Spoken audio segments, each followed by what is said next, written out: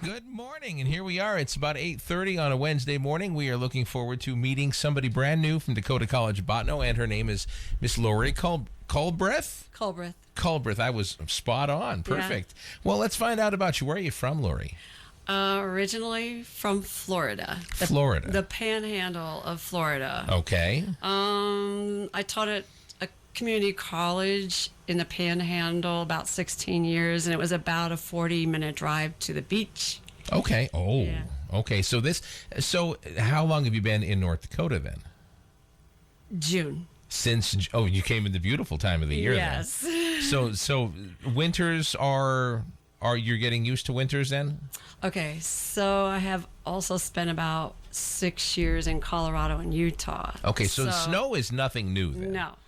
Okay. No, but it's still really cold here. It is cold, yeah, especially when you're from Florida. You spent a lot of time in Florida then, a lot of time on the beach, yeah, a lot of time in the ocean. So yeah. Snow, you're still getting used to the snow and the cold. Yeah, I do like to snowshoe. Mm-hmm.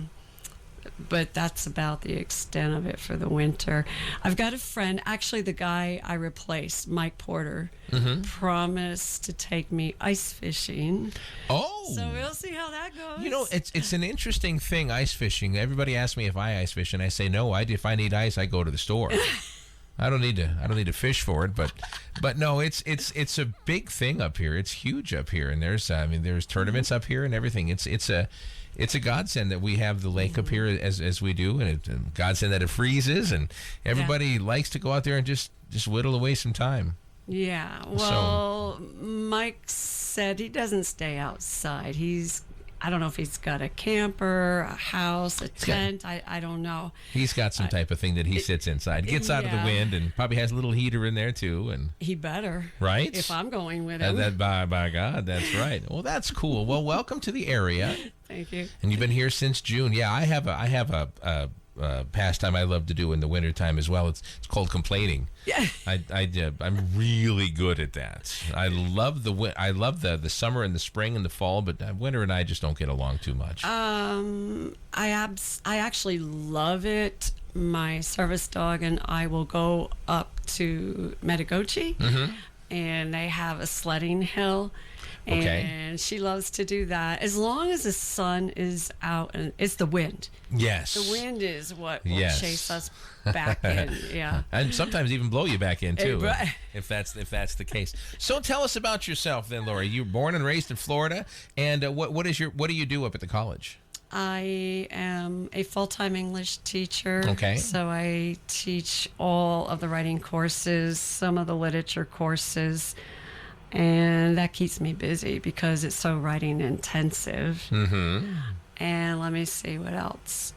Well, that keeps me busy right now. So what's your background then? Like? I have a bachelor's and a master's from Troy State University. That's in Troy and Dothan, Alabama. Oh, wow. Yeah, well, Alabama was only about half an hour away from the Panhandle line. Okay. So.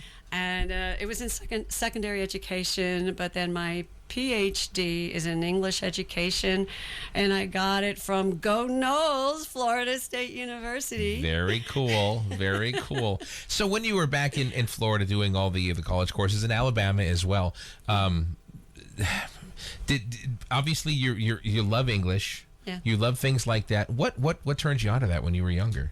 It's not even English. I don't care what the content course is, it's how you teach it. Okay. And that's what makes it exciting. Okay. Every single semester I scrap my syllabus or my lesson plans because I want to try new and different things. I have to. It's how you teach. I don't care if it's English, lit, history, it doesn't matter. It's how you teach to keep the students engaged. Okay, so and by doing new things each and every semester, you're keeping yourself on your toes as well. That's great. Yep. So it's not the same old every time. Nope. Oh, that's awesome. Yeah. So, and another plus of that is students can go back and say, so what did Miss Culbreth do with this? It's all new. It's all new. You're learning as they are. Yeah. That's so cool. Even if I keep for example, today I did assign the same reading assignment, but the approach was completely different. Yeah. Oh, very cool. Yeah. Keeps the students on the toes. Yeah. That's great. And you know what? I think we need more of that too. Yeah, I think, a lot of hands-on. Yes. A lot of group work, peer work. They can't just sit in the back and pretend they're listening and be quiet. That's right. Yeah. No, and if it's an English class, they shouldn't. They should be out there expressing themselves in English. That's right. And you said very writing intensive too. Writing intensive, and there's also a reading. Well, actually, it is supposed to be English, but it's 80% reading for the students who don't like to read. Okay. Yeah. All right. But So get them out of their comfort zone. Yeah. Okay. So you're a big reader then too? Oh yeah. Okay. Who are some? Honestly, I'm curious. Who are some of your favorite authors? Tennessee Williams tops the list, having spent most of my life in the South.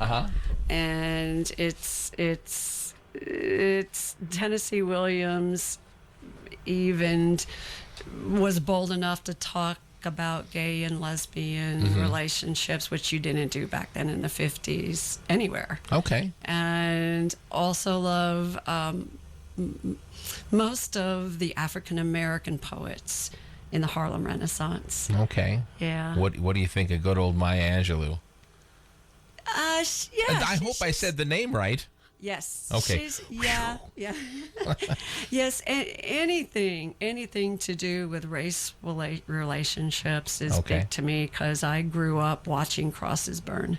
Oh wow. Okay. Yes, I have seen it all. That's set in your head then, isn't it? Yeah. I have. Yes. My mom actually moved to Florida from New Jersey, and I was only 13, and I think within the first 6 months, I didn't realize we were living where the head of the KKK lived. Wow. Yes, and it was just really interesting to introduce literature writing to about 50% white, 50% African Americans. Okay. And everybody had to get out of their comfort zone if they were going to have to understand their own history and move forward. Do you find that your upbringing and where you were raised and everything is influential in the way you teach the way you do?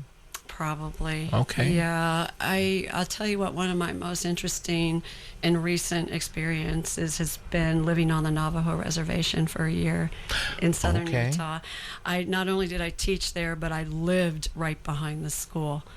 And the Navajo students were, not only were they welcoming, but whenever I would run into an elder at the store, they were so gracious and say, "Thank you for teaching our children." And it's a culture unlike anything I have ever experienced. And yeah, that's like the top 5. Okay. You can take these, I don't know if you're on social media or anything like that, but you can take these quizzes that say, how many states have you been to? I'm going to guess you've been to a bunch. A bunch. I'm going to guess you've been a bunch. I have been a Dean of Arts and Sciences in Key West. Okay. You can't get further. You can't. get further south. That's you can't. 50 miles from Cuba or something.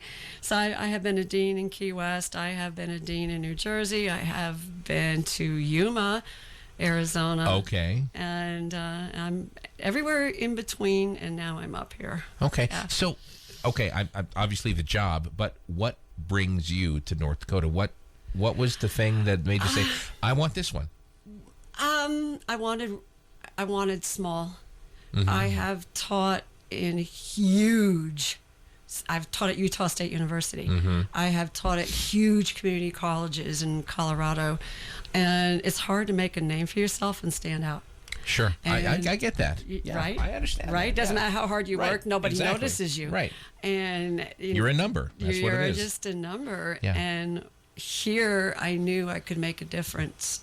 And when I did stuff, whether it was a curriculum development or my passion outside of the classroom, is working with the veterans here. Oh, And all right. I You're going just to love it here then. I just talked to a veteran yesterday in the laundromat, and he said, "Oh, Laurie, do you have to wait until the summer to come see us?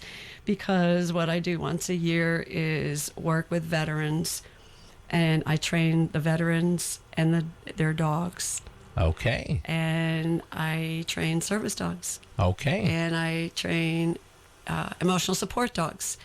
And most of the veterans I meet, if they're not physically handicapped, it's PTSD. Right. And so it's what I do for nothing, not a dime. Okay. It's a And- passion of yours then. Yeah. Yeah. Yeah. I get that. That is cool. So you're going to love it here because the veterans are very involved in the community. Yes, I saw that. And that's great. Yes, That's yes. great for you then too. Yeah, So yeah. for having been all over the country and I know you've taught in large universities, places like that. That's one of the things that we really love about Dakota College of Botany is Right. the interaction Right. that, and because you're not just a number. The students are not just numbers. The class sizes are small. You can make that difference, and I think that's I applaud you for Yeah. that. Yeah. That's great to hear that's one of the Yeah. things that really brings you to this area. Yes, it is, because I want one-on-one Mm-hmm. with the students. You know, they got to meet me halfway, but if they want attention, I can give it to them. Very cool. Very cool. If there would be one thing that let's just say that we haven't touched on in this little chat we're doing, that you really wanted to get out into the community about yourself, what would that be, Laurie? Oh my goodness. That I guess it's that I'm a real teacher. Mm-hmm. You can say instructor, I don't care. I'm real. In other words, I didn't know anybody who walked into my room last semester, but I cared about their success. Mm-hmm. And I think if you're a real teacher, that's all that matters. It's watching your peers and your students succeed. And if that is not your top priority and your passion, then you're in the wrong field. Let's say you have a class of 35 Yeah. and you've really made a difference in one life. Yeah. Is that good? It's awesome. That's right. I don't care. That's- It's one more. You're getting all the right answers here, my God. That's awesome. That's great. My wife is a teacher too at the high school level, and that's how she is too. She's so intent on making a difference in their lives, and that's so commendable. Because personally, I don't have the patience to do that. Well, you know, I think all of us, no matter how successful we are in whatever we're doing, we want to try to find the time to do something for the community. And I feel like every day when I get up and go to work, I'm doing something for the community. That's I'm doing very cool. something for people, students. I just can't think of anything better to do. That's very cool. Yeah. That's very awesome. Well, honestly, I know that you are busy with what you're doing, so we're going to let you get back and do what you'd love to do, which is teach and make a difference. And really appreciate you coming out. Well, I Today. appreciate your time too. Yeah, no, that's what we do. All We right. make time. All We're right. clockmakers. That's what Yeah, we do. I know, right? Laurie, thank you so much. Laurie Culbreth, a brand new instructor at Dakota College of Botany. And if we wanted to reach you, I mean, if we had, let's say somebody wanted to get a hold of you via email or whatever, do you have an email address that anybody could get some questions to you? You know, we have a profile page online. Everybody, our pictures, Okay. our resumes, our emails, everything is there Okay. at Dakota College. Awesome. Yeah. Well, appreciate your time again this morning, all right? All right, thank you. And when next time you have anything you want to chat about, clear it up and we'll get you in, all right? That'd be great. Yeah, it would. All right? Yeah. Okay, I do this thing. I got to get a high five from you. Got to do it. Thank you very much, Laurie. Appreciate your time today. We'll get you back soon, all right? All right. Thank you. The Therapeutic Over